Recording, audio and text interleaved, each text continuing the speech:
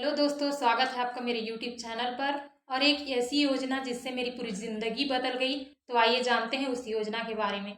तो जब मैं शादी होकर आई थी, 2016 में मेरी शादी हुई, तब कोई भी योजना नहीं चल रही थी और मुझे मजबूरी में खेतों में जाना पड़ता था। खेती किसानी के दिन में खेती में जाना पड़ता था, खेत में किसी का रोपा लगाने, किसी का और कुछ लगाने और किसी का धान काटने। तो ये योजना मेरे शादी के 1.5 साल बाद जस्ट 2017 नवंबर 2017 में आई और इस योजना ने मेरी पूरी ज़िंदगी बदल दी। इस योजना का नाम है राष्ट्रीय आजीविका मिशन बिहान। क्योंकि जब ये योजना आई तो 2017 में, तब पूरी महिलाओं को इकट्ठा किया गया और पूरी महिलाओं को 15 दिन तक ट्रेनिंग दिया गया। और 15 दिन की ट्रेनिंग में मुझे ये पता चला कि हम लोग पैसे की बचत कर सकते हैं, कैसे छोटे छोटे 10 रुपये हर हफ्ते 10 रुपये जमा करके समूह बना के अपना बिजनेस कर सकते हैं, अपने आप को इम्प्रूव कर सकते हैं। और तभी मैं 15 दिन का ट्रेनिंग लेने जाती थी तो दीदियों की नज़र मुझ पे पड़ी, क्योंकि मैं बात बात अच्छा कर लेती थी और अच्छे से समझ जाती थी उनकी बात, और जो लोग समझाते थे तो एक उसमें सक्रिय महिला की ज़रूरत पड़ती थी। क्योंकि जो वो लोग समूह बना के जाएंगे, सीआरपी टीम बोलते थे उसको, तो वो लोग जो सीआरपी टीम होती थी वो समूह बना के जाएंगे, लेकिन उस समूह की देख रेख करने के लिए एक वो लोग सक्रिय महिला बना कर जाते थे। और उस सक्रिय महिला को उसके मानदेय 1500 रुपये पर मंथ मिलना था। तो मैं उसमें जुड़ गई और मैंने सक्रिय महिला का पद भी संभाला। और करीबन 1 साल तक तो मेरा ट्रेनिंग नहीं हुआ था, लेकिन 1 साल बाद 2018 में मेरा ट्रेनिंग हुआ और मुझे पेमेंट आने लगे। फिर मेरा आत्मविश्वास जो है बढ़ने लगा। तो मैंने उस पेमेंट के भरोसे वहाँ से लोन उठाया। फिर लोन उठा के मैंने अपने लिए एक स्कूटी खरीदी, क्योंकि मेरा बहुत 5-6 सालों से मन था कि मैं स्कूटी खरीदूं। क्योंकि एक किस्सा हुआ था मेरे साथ। जब मैं 12th में थी तब मेरी बहन विकलांग है और उसे लाने ले जाने के लिए हमें साइकिल की ज़रूरत पड़ी, क्योंकि हमारे गांव में सिर्फ 8वीं तक का स्कूल था और उसी साल मेरी बहन जो है 9वीं क्लास में गई।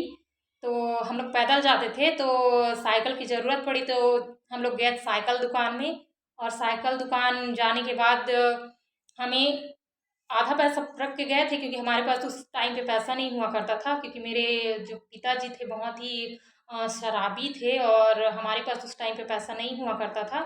तो हम लोग करीबन 1500 रुपये पकड़ के गए थे दुकानदार के पास कि हमें ये पैसे रख लो और हमें साइकिल दे दो, बहुत ज़रूरत है, फिर हम धीरे धीरे करके आपका पैसा पूरा चुका देंगे।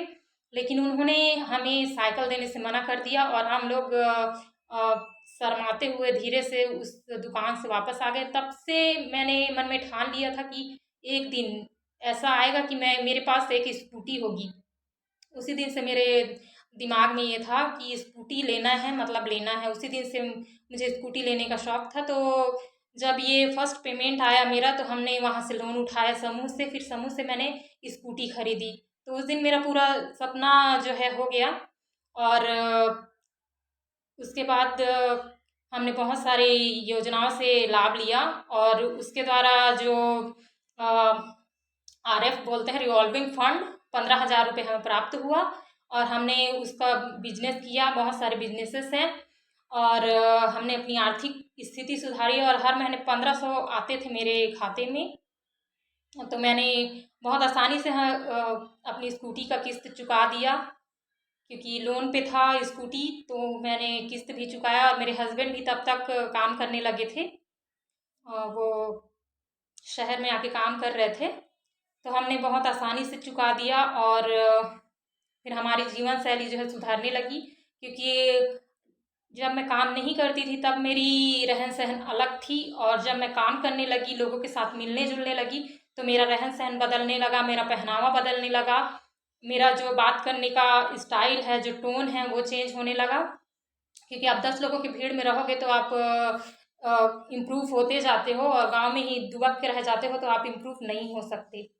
तो इस योजना के माध्यम से हमें लोन मिला, फिर हमें आजीविका के बारे में जानकारी मिली, बचत के बारे में जानकारी मिली, और बहुत सारे लोगों से दोस्ती हुई और बहुत सारे लोगों से बहुत कुछ सीखने को मिला, और जिसके कारण मेरी जो जीवन शैली है वो इम्प्रूव हुई।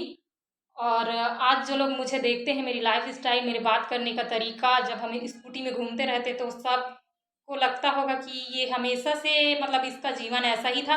वो कहते हैं ना कि सबने देखे हैं उड़ान मेरी, मेरे पैरों के छाले किसी ने नहीं देखे। थी मेरी कहानी। मैं आज भी छोटा मोटा काम कर लेती हूँ, क्योंकि मैंने इतने बुरे वक्त देखे हैं कि आज सोचती हूँ कि उससे बुरा क्या ही हो सकता है, आखिर उससे बुरा क्या ही हो सकता है। क्योंकि एक किस्सा है मेरी, जब मैं 6th क्लास में थी, 2005 की बात है, जब मेरा भाई पैदा हुआ था। तब मेरे पापा कमाते वमाते नहीं थे। मेरी मम्मी जो है जाती थी, जो मेरे गांव से लगा हुआ था, मेरी मायके से एक शहर लगा हुआ था, वहीं पे जाती थी और गोबर से लिपाई करके 10 रुपये, 20 रुपये, 50 रुपये जो भी है कमा कर लाती थी। तो हम लोग चावल का जो अंधना होता है, जो क्या बोलते हैं, पानी चढ़ा के, चूल्हे में पानी चढ़ा के हम लोग बैठे रहते थे कि अभी मम्मी आएगी तो हम लोग चावल खरीद के खाएंगे, क्योंकि उस टाइम पे राशन कार्ड भी नहीं था। राशन कार्ड का ज़माना ही नहीं था उस टाइम पे। तो आजकल तो लोग राशन कार्ड है तो फेंक फेंक के खा रहे हैं, लेकिन उस टाइम पे राशन कार्ड नहीं था। और मेरी मम्मी जब आती थी तो हम लोग चावल लेने जाते थे। तो एक दिन का ऐसा किस्सा हुआ कि वो सिर्फ 5 रुपये ही लाई थी, और उस टाइम पे था चावल का रेट 10 रुपये था। तो 5 रुपये ही लेके आई थी। उस 5 रुपये का मैं गई और आधा किलो चावल लेके आई, और हमने चटनी वटनी में खाना खाया था। तो ऐसे ऐसे दिन से मतलब कि मैं गुजरी हूँ। तो आज मुझे छोटा से छोटा भी काम मिल जाता है तो मैं उस काम को करने में नहीं हिचकिचाती, क्योंकि बहुत सारे ऐसे काम हैं जो मैं कर चुकी हूँ। क्योंकि अभी जस्ट मैं यहाँ शहर आने से पहले मैं एक अंडा दुकान चलाती थी। ठेला था मेरा छोटा सा। तो मैं वहाँ पे अंडा दुकान चलाती थी। रोज़ पर डे के 50-100 रुपये मुझे मिल जाते थे। लेकिन फिर भी अब जिस आदमी को सक्सेस होने का मतलब कि आगे बढ़ने का चुल लग जाता है, वो 50-100 में नहीं रुकता। क्योंकि जब आप आगे बढ़ने लगते हो तो आप बहुत ज़्यादा कमाने की ख्वाहिश रखते हो। क्योंकि जो दिन मैंने देखा है, मैं नहीं चाहती कि आगे चल के कोई मेरा बच्चा देखे या मेरे मम्मी पापा फिर से उस दिन को रिपीट करे, मैं कभी नहीं चाहती। तो इसीलिए मैं यहाँ शहर में आ गई। और मैं शहर में क्या काम करती हूँ ये मैं आपको बताऊँगी अगले वीडियो में। क्योंकि शहर में मैं जो काम करती हूँ उसके लिए मैं दूसरा वीडियो बनाऊँगी। तब तक के लिए टाटा, बाय बाय, जय हिंद, जय भारत, जय छत्तीसगढ़।